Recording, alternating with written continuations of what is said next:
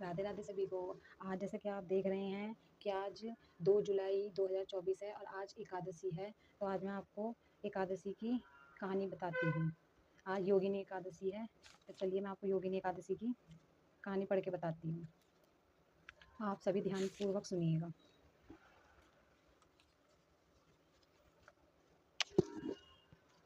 योगिनी एकादशी आषाढ़ कृष्ण पक्ष। धर्मराज युधिष्ठिर बोले, हे जन्मदाता, जब आप कृपा करके आषाढ़ मास के कृष्ण पक्ष की एकादशी का नाम तथा महात्म्य क्या है, सो सब वर्णन कीजिए। श्री कृष्ण भगवान बोले, हे राजन, आषाढ़ मास के कृष्ण पक्ष की एकादशी का नाम योगिनी एकादशी है। इस व्रत से समस्त पाप नष्ट हो जाते हैं और यह इस लोक में भोग तथा परलोक में मुक्ति देने वाली है।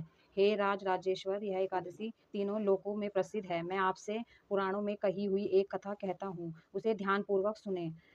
का पूरी नाम की नगरी में एक कुबेर नामक राजा राज्य करता था। वह शिव भक्त था। उसकी पूजा के लिए एक माली पुष्प लाया करता था।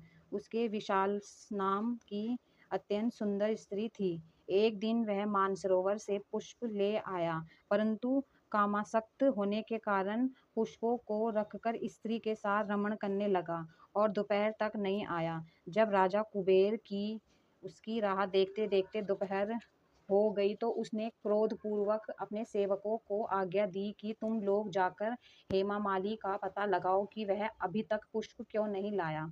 जब यशो ने उसका पता लगाया कि वे कुबेर के पास आकर कहने लगे, हे राजन, वह माली अभी तक अपनी स्त्री के साथ रमण कर रहा है। यशो की इस बात को सुनकर कुबेर ने हेमा माली को बुलाने की आज्ञा दी। हेमा माली राजा कुबेर के सम्मुख डर से कपकपाता हुआ उपस्थित हुआ और प्रणाम किया। उसको देखकर राजा कुबेर को महान क्रोध आया। उसने कहा, हे पापी महानीच कामी, तूने मेरे पूजनीय ईश्वरों के भी ईश्वर शिव जी का भी अनादर किया है। इससे मैं तुझे श्राप देता हूँ कि तू स्त्री का वियोग भोगेगा और मृत्युलोक में जाकर कोढ़ी होगा।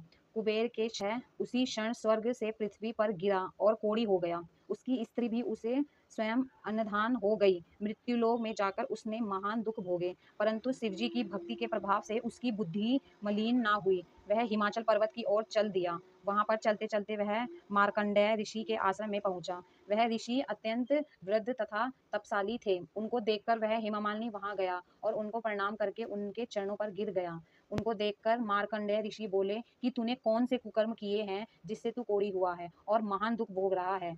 इस पर हेमा मालिनी बोला, हे मुनि, मैं यशदान कुबेर का सेवक हूँ। मैं राजा की पूजा के लिए नित्य प्रति पुष्प लाया करता था। एक दिन अपनी स्त्री के साथ विहार करते करते मुझे देर हो गई और दोपहर तक पुष्प लेकर नहीं पहुंचा। उन्होंने मुझे श्राप दे दिया कि तू अपनी स्त्री का वियोग भोग का मृत्युलोक में जाकर कोढ़ी बन तथा दुख भोग। इसमें मैं कोढ़ी हो गया और महान दुख भोग रहा हूँ। अतः आप कोई ऐसा उपाय बतलाइए जिससे मेरी मुक्ति हो सके। इस पर मार्कंडेय ऋषि बोले कि हे भाई, तूने मेरे सम्मुख सत्य वचन कहे हैं, इसलिए मैं तेरे उद्धार के लिए एक व्रत बताता हूँ। यदि यदि तू आषाढ़ मास के कृष्ण पक्ष की योगिनी नामक एकादशी का विधि पूर्वक करेगा तो तेरे सभी पाप नष्ट हो जाएंगे। इस पर हेमा मालिनी बहुत प्रसन्न हुआ और उसने मुनि के वचनों को सुनकर योगिनी एकादशी का विधि पूर्वक व्रत किया। उसके प्रभाव से वह फिर अपने पुराने रूप में आ गया और अपनी स्त्री के साथ व्यवहार करने लगा। हे राजन, इस योगिनी की कथा का फल 18 शस्त्रों ब्राह्मणों को भोजन कराने के बराबर है। इसके व्रत से समस्त पाप दूर हो जाते हैं और अंत में स्वर्ग मिलता है। अब हम आपको कथा सार सुनाएंगे इसका। व्यक्ति को पूजा आदि धर्म कार्यों में आलस्य या प्रमाद नहीं करना चाहिए, बल्कि मन को स्वयं में रखकर सदैव ईश्वर की सेवा में तत्पर रहना चाहिए। इस कलयुग में कोढ़ी जैसा रोग से मुक्त पाने के लिए मनुष्य को योगिनी एकादशी का व्रत श्रद्धापूर्वक करना चाहिए। तो देखिए, एकादशी की कहानी पूरी हो चुकी है। तो हम आपको अगली वीडियो में मिलेंगे।